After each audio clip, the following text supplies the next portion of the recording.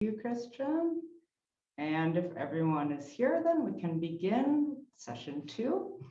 My name is Liza Moscovice, and I work in the psychophysiology unit of the Leibniz in the behavioral physiology group. And I'm very happy to be chairing this session, which looks like we will get a little bit more into emotional aspects of animals. So that should be really nice. And I'm happy to present our first speaker. I hope I pronounce everyone's names correctly. This is Marianne Wondrak. And she is at the Messerly Research Institute in the unit of comparative cognition. She's working in the Clever Pig Lab there at the Vet Med Uni in Vienna. Her background is, her research interests are in animal production and breeding, and also conservation biology and environmental science.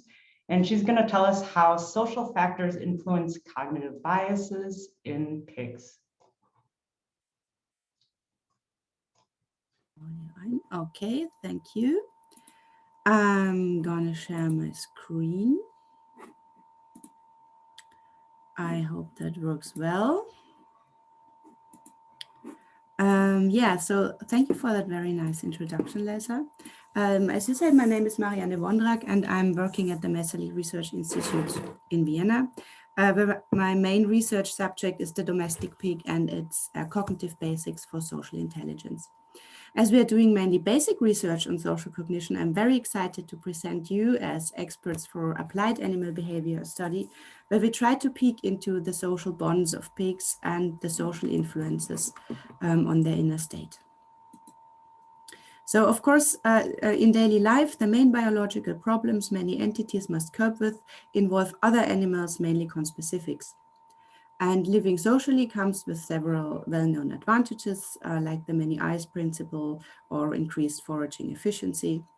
But of course, everyone who has a sibling knows that living in groups comes also with disadvantages, like having to share resources with conspecifics as potential rivals. And this might lead to an enormous social stress, of course, and this might be influenced as well by the social status or the personality. Introducing social factors as a driver for the emotional state of animals is novel in most animal species, especially farm animals or pigs.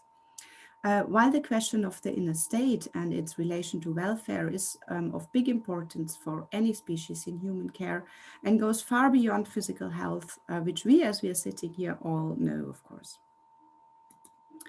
Emotional states are described as arousal, which can be high or low, and a balance, which can be positive or negative. And this emotional balance here is of the highest interest for this study. So how do we measure emotional balance? From human psychology, we know that this glass can either be seen as half full or half empty, and that this perception is influenced by the inner state of the subjects.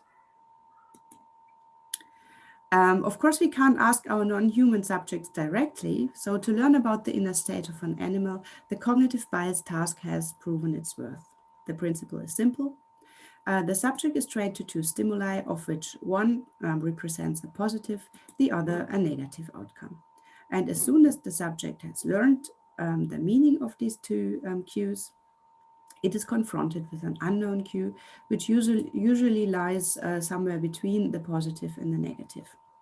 And the response to the subject to this unknown cue is then rated if it resembles more the positive or the negative response, and this then is called the cognitive bias. Cognitive bias tests have been done so far with several domestic species like cows, pigs, chickens, and a huge number of others. And here the focus was, especially in farm animals, was more on housing conditions and the difference between them.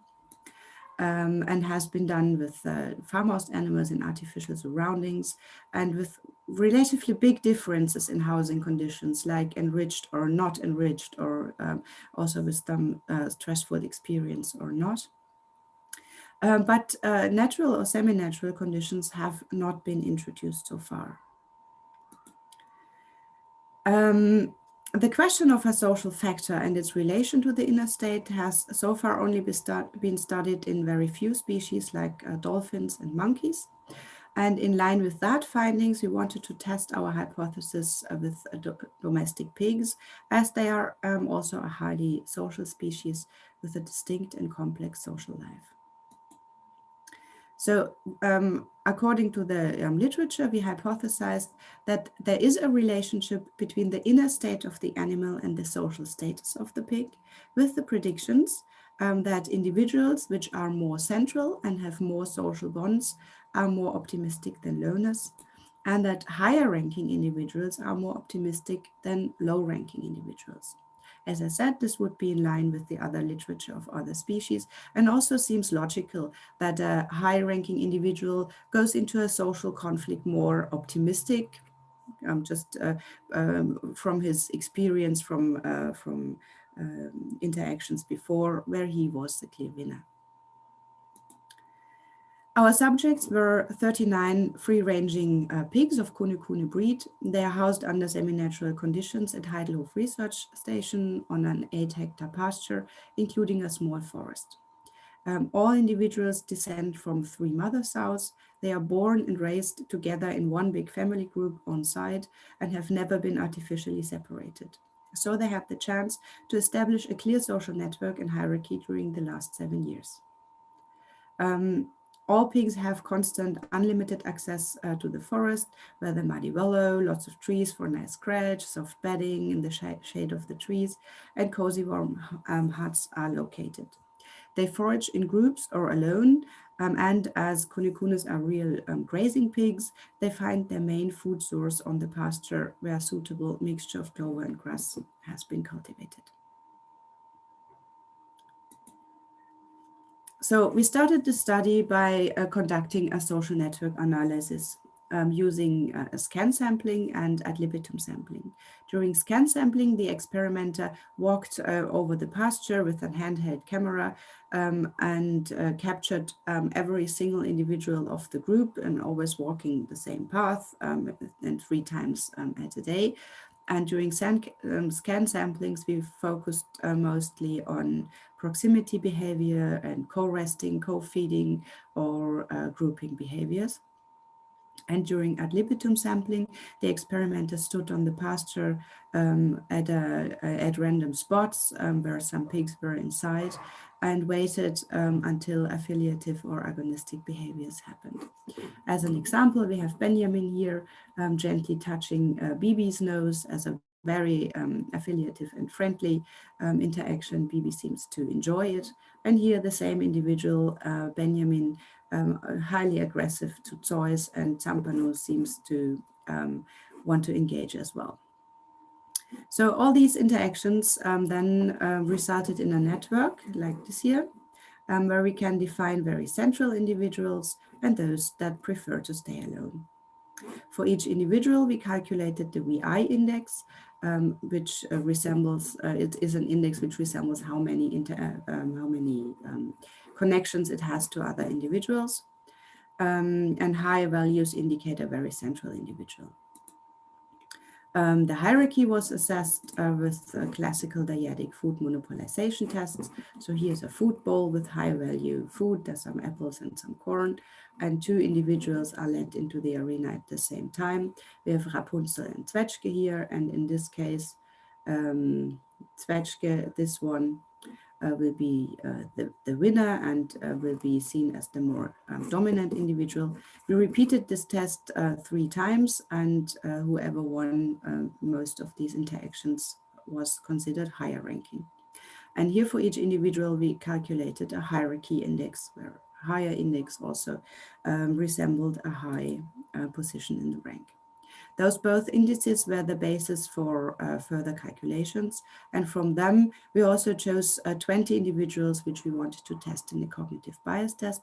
And here we tried to include an equal number of males and females. So we have 10 males, 10 females.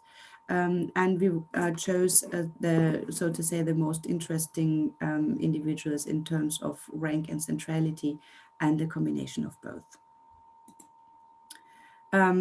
The setup for the cognitive bias test, so we decided here for a spatial go-no-go setup in a 5 meters times 5 meters arena with 5 possible spots where a football could be located.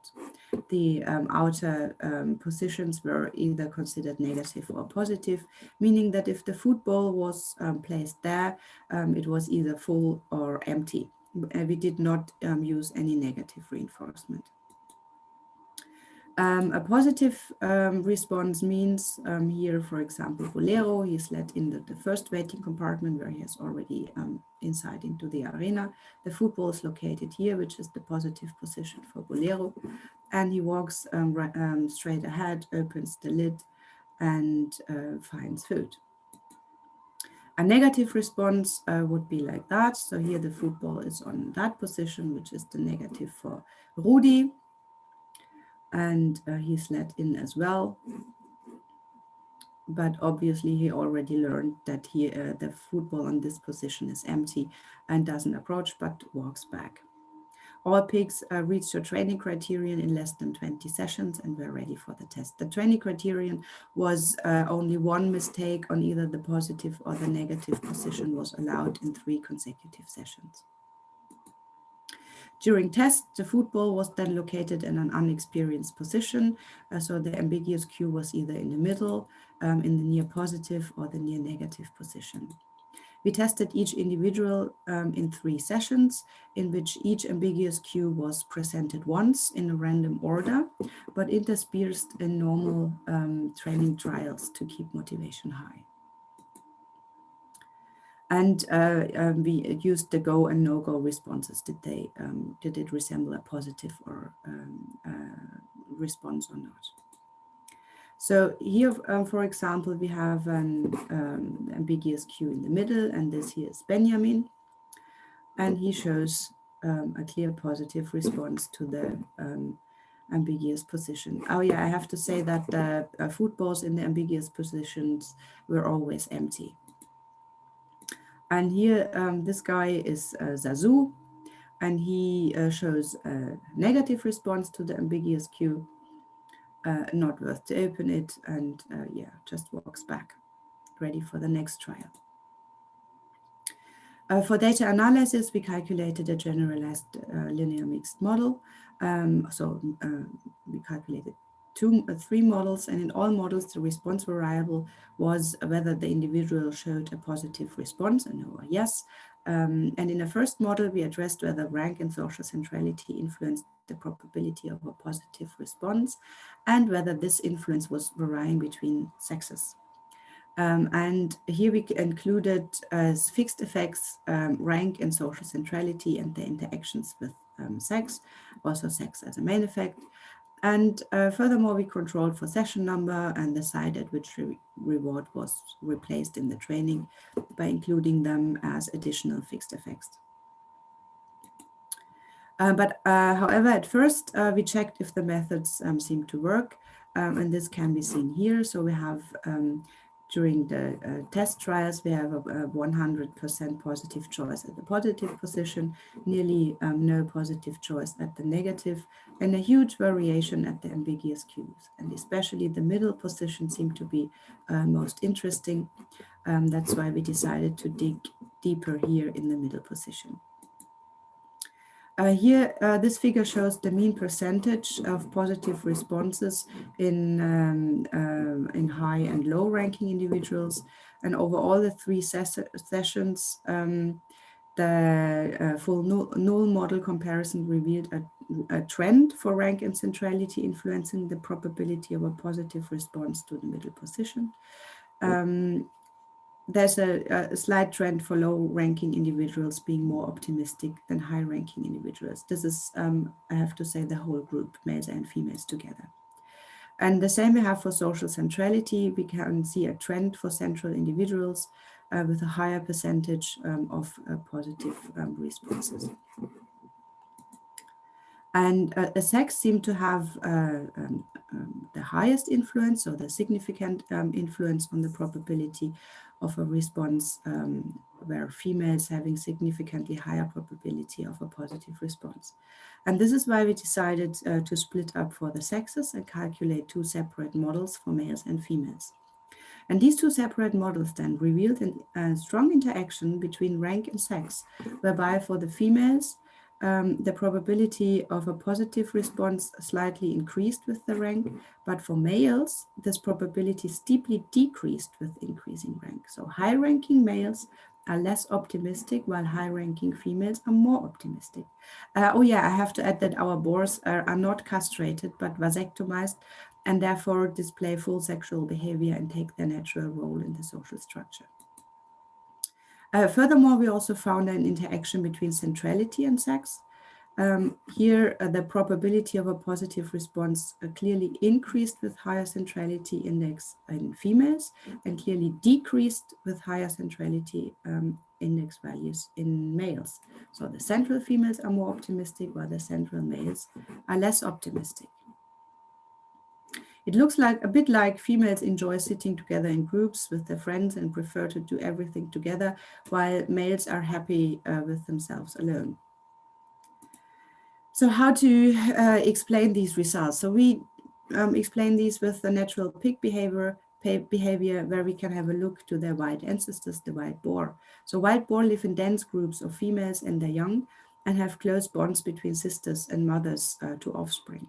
They forage together, they learn from each other and raise their young as facultative cooperative breeders, and therefore seem to rely on many valuable social bonds, much more than males, who instead disperse from the group and live in bachelor groups at first until they disperse from that groups as well and live solitarily and only joining the female groups during the mating season.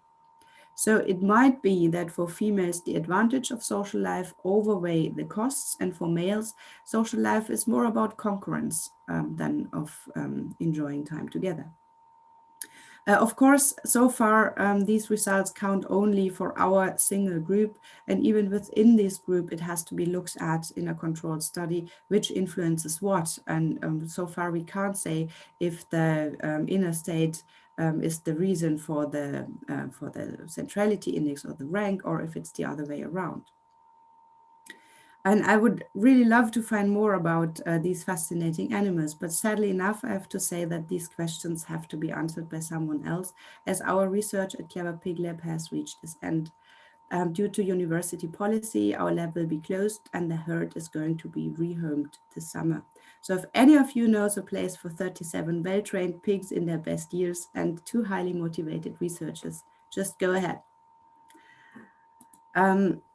And with that, I want to thank my master students, Melina and Vanessa, for patiently assessing the social network, Ariane, without whom nothing would work at Clever Pig Lab, and of course, Professor Ludwig Huber for endless scientific support.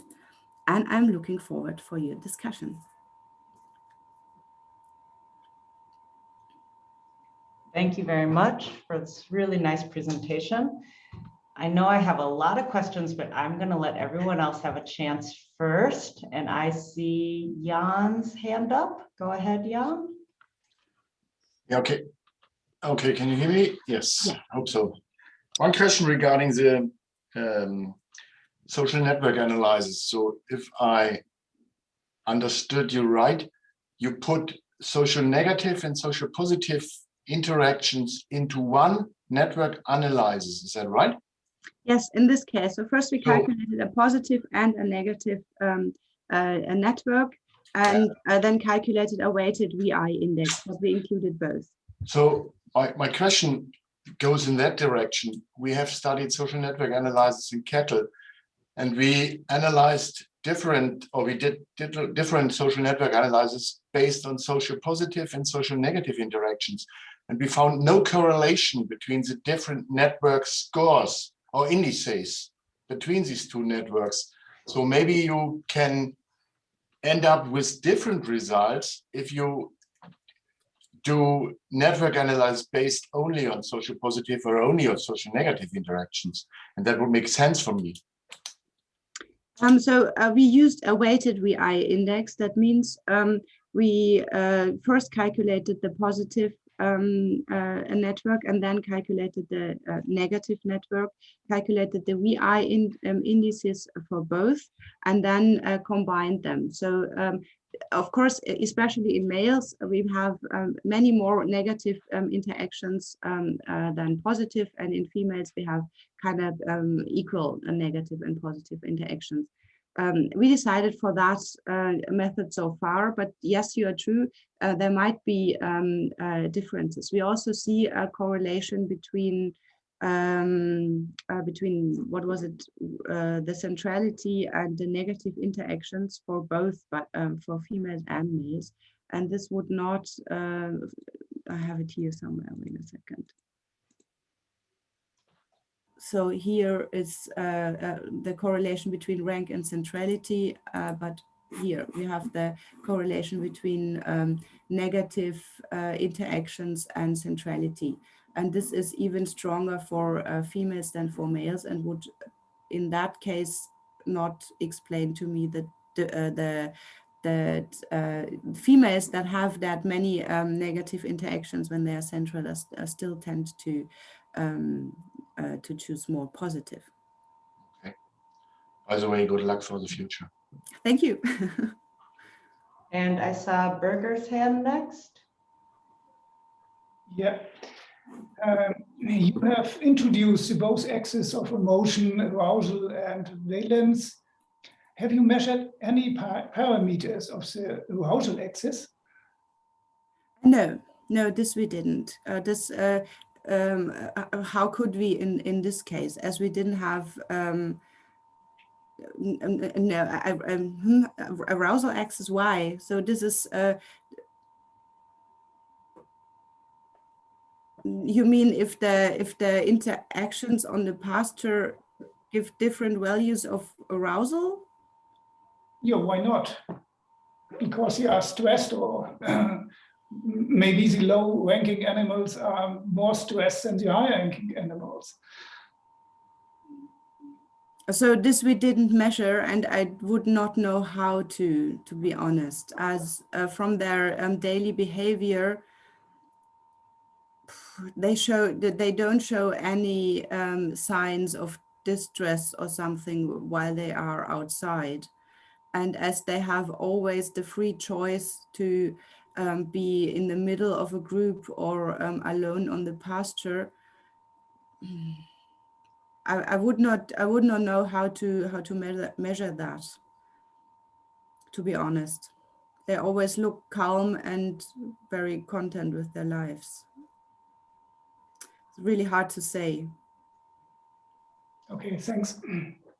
Maybe just, I see Sandra's hand next, just a quick Kurt's Antwort, or a quick idea for that is to take a salivary cortisol. It would be very cool, and that could maybe get at Berger's question a little bit if you had a physiological measure from these loners and the more central individuals. Anyway, Sandra is next. Yes, thank you for this interesting presentation. And of course, I followed your work for the last couple of years. And I was just wondering, and you mentioned this in the discussion, why do you have these mixed sex groups with so many males in the groups? Because as you mentioned, it's not really like the natural pig group composition where I have like the same amount of males and females. They were born like that. I know, but really in the our wild, choice. of course, the males would disperse. Yes, this is something what we would have expected, to be honest. So this is something what we weren't absolutely clear about in the beginning. So I would have expected that the area would be big enough that that over the years, as now they are 7 years old, and I would really expect that some of the males would just leave the group more or less and tend to be more alone or more as loners on the pasture. And believe me, the area is big enough that if one pig doesn't want to see any other individual for the whole day, he has the possibilities. But that didn't work out so far. So there are still some central males and some that are loners. Some of them change in between and prefer to be loners over a year or some month and then go back to the groups. Okay, I see Katrina has a question.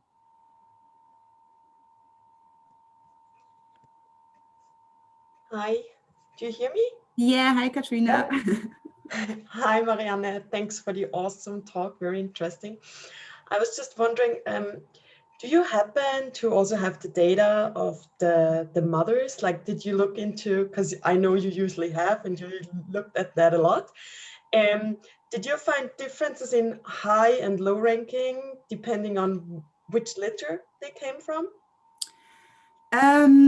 So we always had a look at the litter effect, as you know, and it is still so that the mothers are some of the highest ranking individuals in the female group, and at least one litter of the set group, there are several of the highest ranking group, but there's no clear effect to be seen. So over the years, any of the litter effects just leveled out.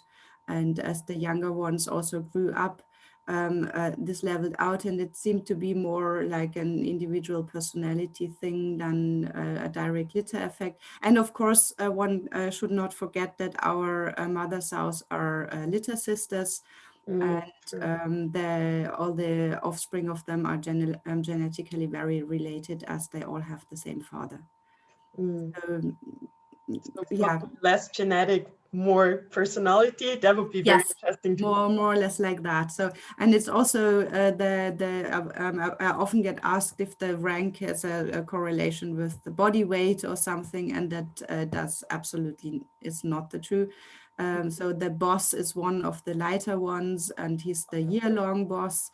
And some of the really heavy guys are ranging somewhere in the lower middle. It really depends on personality. Very interesting. Thank you. And if nobody else has a question, then I will ask, just giving a moment. I don't see other hands right now. Okay, so maybe last quick question. I think so. I wanted to clarify what you meant by a positive response, because I agree in the videos you showed us. Yeah, it looked very clear. There's one that runs really quickly right up and looks in the bowl, and there's another who doesn't even approach and turns around. But this was your response in your model. It was a yes, no, and you must have had. Did you have variation in how the pigs reacted, and how did you then determine that it was really a positive yes or no response? Did they have to go to the bowl, or? Yeah, of course, there was a clear criterion. The criterion was approach the bowl closer than a circle around the bowl of 50 centimeters diameter, or open the lid. But the approaching to a very close proximity was enough for us for a positive response, as even we have the lid on it, but we can't really say if they smell that there's something in it or not. So if they get close enough, it was a positive response for us. And latency didn't matter, even if it took no latency didn't matter. This is something we would have to, well, we measured and we thought about including it, but the yes/no response was so clear for all individuals that was definitely enough. And with the latency is always a difficult thing, because some of them walk fast, some of them walk slow, and you have to compare that with the average speed for every individual. And then you always have some daily moods in that, if they walk slower or faster. And with these few test trials, it was too unsecure, and the yes/no response was strong enough. Thanks. Thank you for that very nice presentation. And I think we have to move